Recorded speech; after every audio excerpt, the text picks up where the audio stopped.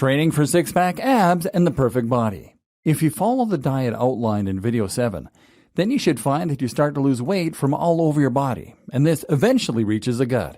But here's the unwanted surprise. You won't instantly get the amazing stomach you always wanted. Apart from anything else, there's probably still flabby skin here, and perhaps even stretch marks. That's because the real magic happens in the gym. Not only is muscle metabolically active, meaning that you'll burn more calories even when you're sleeping once you're strong, but it's also what makes a person look toned and honed, far more than low body fat can. If you have low body fat alone, then you will look skinny and malnourished. If you have low body fat and great muscles, then you'll look like a celebrity. The problem is that many people don't know how to go about training their bodies for the maximum aesthetic benefit. So let's see what you need to know. Abs. Let's start by focusing on the part that everyone is interested in, the abs. How do you take your now fatless belly and turn it into something that Brad Pitt or Angelina Jolie would be proud of? It starts with anatomy. Too many people will want to focus purely on the sheet of muscle on the front of the stomach that is divided into 6 parts. This is the rectus abdominis, but it is only one piece of the puzzle. What's actually more important in many ways for people looking to get rid of belly fat is the transverse abdominis. This is the band of muscle that wraps around the stomach and lower spine, and works to support the back and act like a girdle. The good news is that if you train this part of the stomach, then it will work to actually hold in the gut. Now, even if you haven't managed to get rid of all the excess flab around your belly, it will look instantly less noticeable. So how do you train the transverse abdominis? It comes down to anything that involves holding your body in the plank position. So plank is a good one then. Or breathing in and bringing your belly button up to your spine. This is the idea behind stomach vacuums, or what is sometimes lovingly referred to as the cat puke exercise. Essentially, you need to go on all fours and then practice pulling your belly in towards your spine. Hold for 10 seconds, then repeat. Another important part of your midsection are the obliques. These are muscles on either side of the abs which run and point downward toward the center. Getting a great set of obliques is a surefire way to add a lot more detail that results in a much more ripped final impression. To train the obliques, you simply need to perform sit-ups with some kind of twist at the end. That might mean literally twisting backward and forward, or it might mean using a punching bag.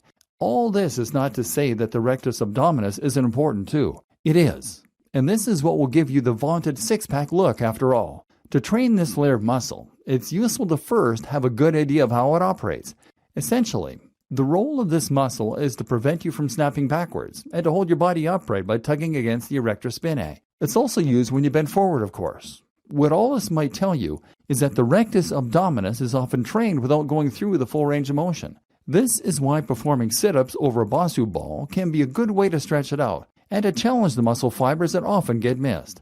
Another powerful tip if you want abs is to try and add resistance to your training. That might mean doing sit-ups while holding a weight plate, or it might mean using machines that provide more of a challenge while crunching in the gym. Either way, lifting heavier will help you to grow bigger and more defined, and this definition is what you need for your abs to stand out. Some people might contest that last point and say that strengthening the abs will do nothing for the appearance.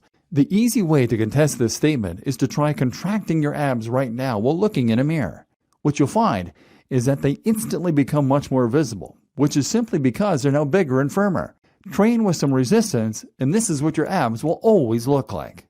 Weight loss. Of course, you can also use exercise in order to encourage more weight loss, and this will indirectly lead to better looking abs.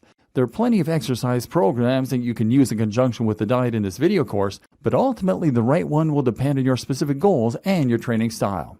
One more rumor that you need to dismiss, though, is the idea that you need sub 10% body fat in order to see abs. I know this rumor to be false, as I'm sitting here at around 15% and you can see my abs. The same goes for an actor such as Chris Evans, Captain America. He is not insanely shredded and probably has a body fat percentage of around 10 to 12%.